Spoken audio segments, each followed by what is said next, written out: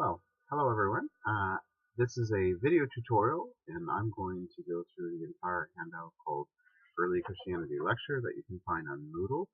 I'm going to use this tutorial to supplement some things that will be taught in class on Monday and Wednesday of this week leading up to midterm exam. So if you'd like to print off this sheet, I'm going to go into a little more depth than I'll go into class. Instead of actually just covering things that we might miss in class, what I'm going to do is create an entire lecture supplement, so a tutorial on this entire handout. We're going to break it up into 15-minute segments so that this video can go up onto Moodle or onto YouTube. It'll be too big for Moodle. So if you'd like to grab this sheet and follow along, then hopefully this can be helpful to you. Of course, you can always email me questions or comment me and meet you in office hours. Okay, so let's begin at the beginning of the sheet. And Christianity begins with the figure of Jesus, a Jewish prophet and Messiah figure, someone who comes to claim to be fulfilling God's promises to Israel. So remember the three promises that we have in Abraham. We have the promise of a land. We have a promise to be the father of many peoples. And those things find their fulfillment at different times throughout the Hebrew Bible story. But the third promise, the promise of a blessing to the nations, is not one that actually finds fulfillment in a way that satisfies Jewish people. Even the idea of land and peoplehood are problematic. Israel is a people, but they are scattered across the Mediterranean, and they do not actually have the right to their own rule or leadership. They're under the thumb of Rome. And so even though they're in the land, they actually feel like they're in exile while they're at home. And this is actually part of the tension that we get within the Hebrew people's story, within the Jewish story. And so to a certain degree, Jesus comes and essentially announces a new kind of exodus, a new freeing from Egypt, a new freeing from the slavery of sin, the bondage of foreign leadership. And that's part of this conversation. In his case, it's not political in the same way that it would be with the Pharisees and the other Jewish people who revolt in the 60s, which leads to the destruction of the temple by the Romans in 70 CE. So it's not quite like that. What Jesus actually does is bring things to the heart of faith, pushes it into the center of faith, and then asks the question of where's your heart, where does your allegiance lie? And then he draws these questions to his own self. Now, in most ages, people who are truth tellers in the face of power don't always do well. Speaking truth to power today may lose you your job or your position in society, but at this time, speaking truth to power could actually be deadly. And so Jesus ends up being someone who is a threat to the people, a threat to political Israel, a threat to Rome. Even though none of his words are insurrectionists, none of his words are actually speaking like the way that a terrorist or a revolutionary would speak. It still ends up being a threat. The people are destabilized from Rome's perspective, and so then we need to push this down.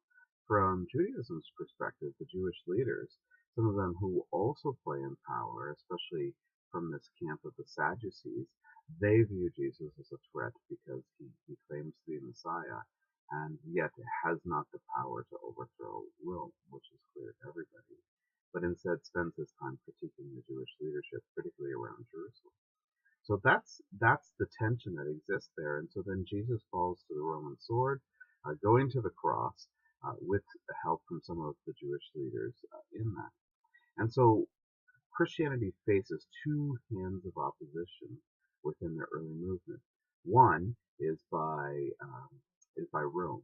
And so we see at the time in the 60s CE, we see the leaders, Paul and Peter, are both killed by Rome because they are considered a threat. In 49 CE, Jews are exiled out of Rome because they're causing problems. They're debating over the name of a man named Chrestus, probably Christ.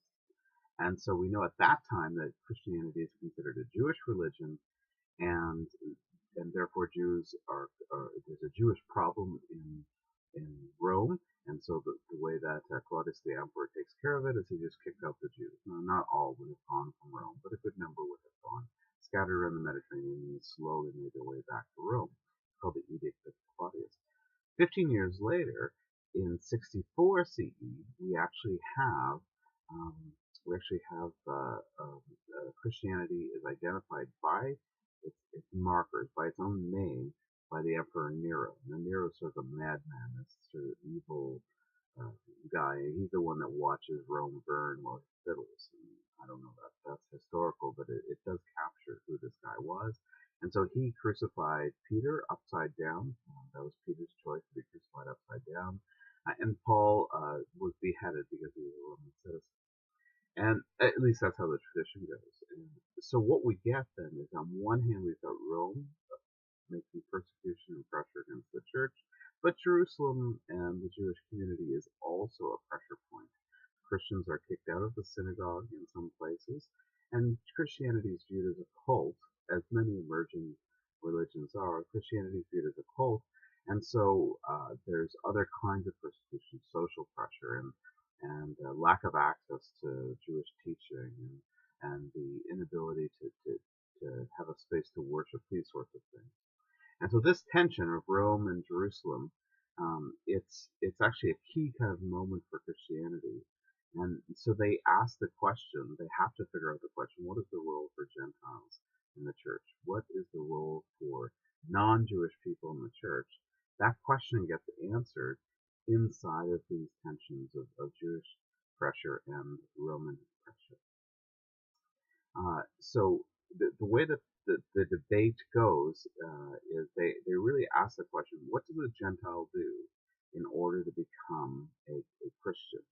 So we know what a Jewish person does. All the early church are Jewish people, and so they're simply they're baptized. They take the name of Jesus on as their Lord and Messiah, or Christ, and then they're part of the Jewish community, the Jewish Christian community, where they worship and they pray and they find support for one another and they collect alms for the poor. So we know that that's what happens in that community. The book of Acts tells that story in a pretty good amount of detail to get a flavor for it. But what does a Gentile have to do? And this is one of the questions of the book of Acts, because as they go, more and more Gentiles are actually joining in onto the story of Christ, this risen Messiah, this Jewish Messiah.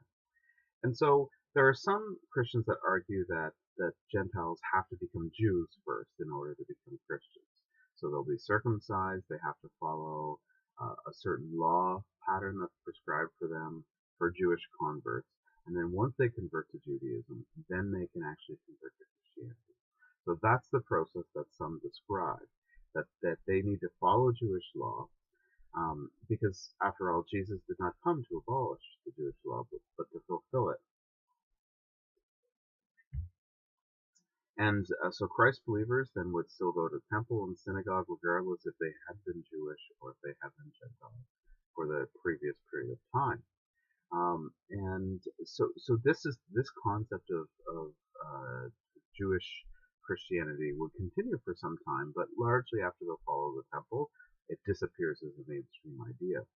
And that's partly because of people like Paul and Peter, who end up arguing for a different kind of access.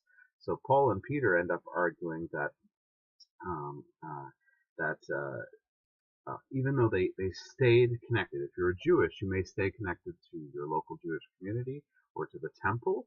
So Paul made sacrifices at the temple, we know, and was engaged in worship there. So you may stay connected to that.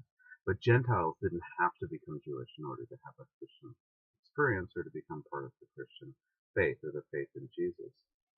So one of these people is the intriguing figure named James.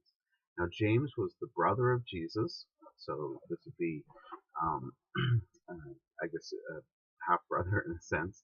And James, he was one of the early leaders, and was really viewed as kind of one of the most significant leaders in Jerusalem.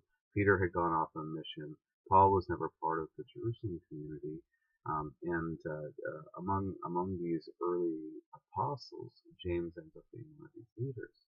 Well, James actually continued to go to the temple, continued to be entirely involved in the Jewish community, and we have a book called James in the New Testament, and it's a very Jewish book. It's about Jewish wisdom, and even though Jesus was brought into it, it still retains its Jewish flavor. Well, so actually, James continued worshiping at the temple until 62, where he was assassinated on the steps of the Jewish temple. His throat was slit. And what's really intriguing is that a number of Jewish people got together and created an embassy and went to Rome to protest the assassination of James the Elder, James the Just. So as St. James dies on the temple, with him dies really the support structures for Jewish Christians to continue in that volatile society. So this is just 3 or 4 years before the whole country erupts into revolution.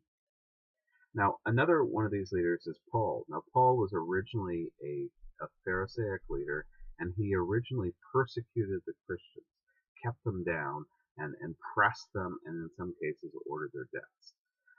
And one day he's traveling to Syria, to Damascus, where all the world troubles are right now. And he has this amazing experience of Christ. You can read about it in Acts chapter 9, Acts chapter 22, and Acts chapter 26. He has this amazing Christ experience, and it's not so much that he converts, but he brings Jesus into his story, and he re-understands Judaism based upon Jesus as the Messiah. He goes away for a decade or so to prepare himself, maybe to repent and for his persecution, and then reemerges as an early Christian leader. Well, he actually argued very forcefully, like in the book of Galatians and the book of Romans, that Gentiles did not have to become Jewish in order to become Christian, that they were invited in simply by the sacrifice of Jesus on the cross. And so this is a really important moment in early Christianity, and it really is a question whether Paul and eventually Peter, although Peter may have been a little slower coming at it, Paul and Peter, whether their faith understanding with James is going to be one where Gentiles can be drawn in to this Christian story without converting, or whether Christianity will always be one of the warring one of the competitive denominations within Judaism. And so that's really the question. And so Christianity, in these early Jewish Christians, in choosing to invite Gentiles into their midst without having to be Jews first, and removing what Paul calls the barrier of the law, removing circumcision as a symbol, but instead talking about circumcision of the heart, that idea then actually allows Christianity the space to grow into the global faith that it is today, and to really kind of move out of Judaism into its own space. Now, this would happen artificially anyway. When the temple falls in 70 CE and Jews are sort of scattered throughout the Mediterranean, at this point, Christianity is already viewed as its own faith by the Roman leadership, and it no longer has the Jewish supports that it would have had in the past. And so we start to see a parting of the ways between Judaism and Christianity, as it turns out historically. Now, over time, these two groups, which were in dialogue and debate with one another for at least 300 or 400 years, in time, as Christianity later would become a superpower, Judaism was no longer an equal partner in that conversation, and then later comes to suffer and be protected by the church simultaneously. So that story changes, and so sometimes we misunderstand the early Christian story because we've seen the anti-Semitism that comes from the Christian wing and from now the secular European and North American population. And so that's why we kind of confuse these two things. But what we really have in this early Christian movement is a Jewish movement that finds a space that invites the whole world into their midst. And this they view as the fulfillment of the third promise to Abraham, which is that the children of Abraham will be a blessing to the entire nations, to the Gentiles, to the peoples of the world.